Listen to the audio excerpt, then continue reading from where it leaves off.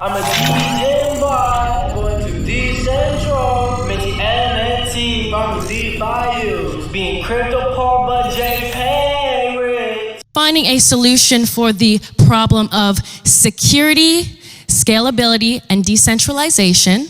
We have coming to the stage, please give a warm welcome to the representation of Ideal Architecture, Alex Guerra. Woo-hoo!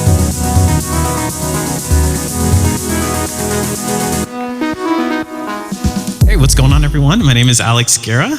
I'm here with the Syscoin team, and today we're going to talk a little bit about blockchain architecture and the Trilemma. If you want to get a copy of the presentation, just scan that QR code. This presentation has been approved by Vitalik. Just kidding. But here we go. Why are there so many coins? We got so many coins out here, and there's many reasons why we've got all these coins. If not, we'd be using Bitcoin for everything, right? But that's obviously not the case. And one of the reasons for that we're going to be focusing on today is the blockchain trilemma. And that's having decentralization, scalability, and security all in one place. Usually there's always some sort of trade-off when it comes to these. And today we're going to go over a little bit of different types of architectures for blockchains. And we got Johnny Depp here. He's like, monolithic? What is monolithic? And we have modular. Keep in mind those simple terms, or not so simple terms. Monolithic, on one hand, you have Bitcoin, which uses tried and tested proof of work and Nakamoto consensus. Every node checks everything before trusting and makes absolutely no trade-offs. This is the gold standard for security in blockchain, and it's decentralization, the best example that we have today.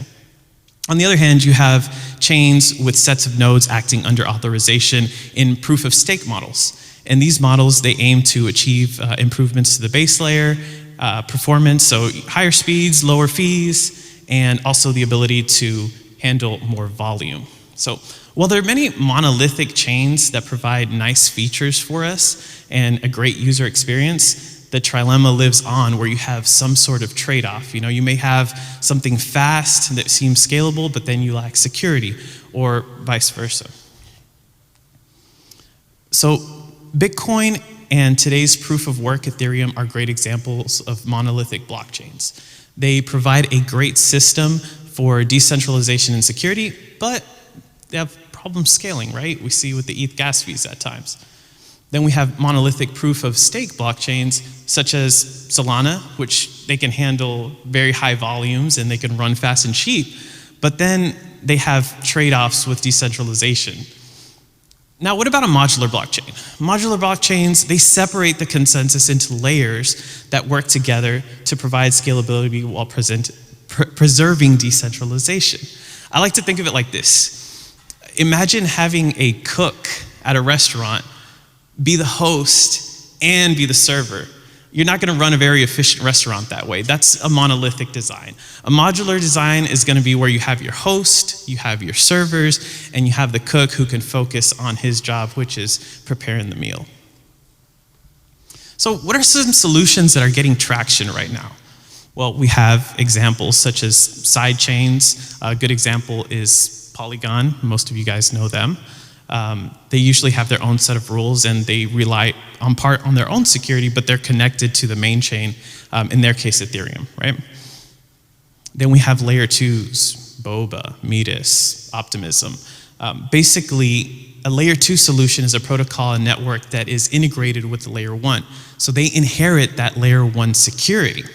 So they can help L1s by handling transactions off chain. The beauty of the L2 is that its activity inherits the L1 security, even though the activity is occurring elsewhere. So L2 scaling has the least trade-offs, which can make blockchain tech more mass adoptable.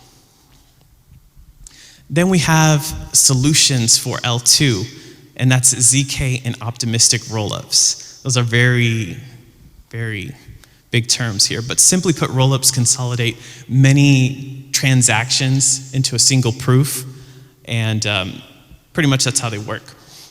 there's interoperability between the L1 and the L2, and that has an effect of reducing congestion on the L1, therefore it can scale more appropriately. So to grossly oversimplify everything, it's kind of like Lightning networks, but for smart contracts. And it's probably a lot more secure. So what's one solution that can solve it all? Solve the trilemma. That's what we're doing with Syscoin.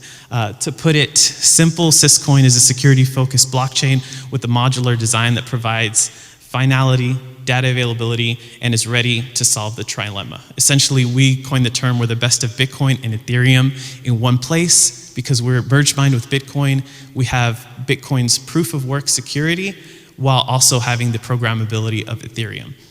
That's it for me today. If y'all want to learn more about Syscoin, please see our booth up in the second floor. Thank you guys.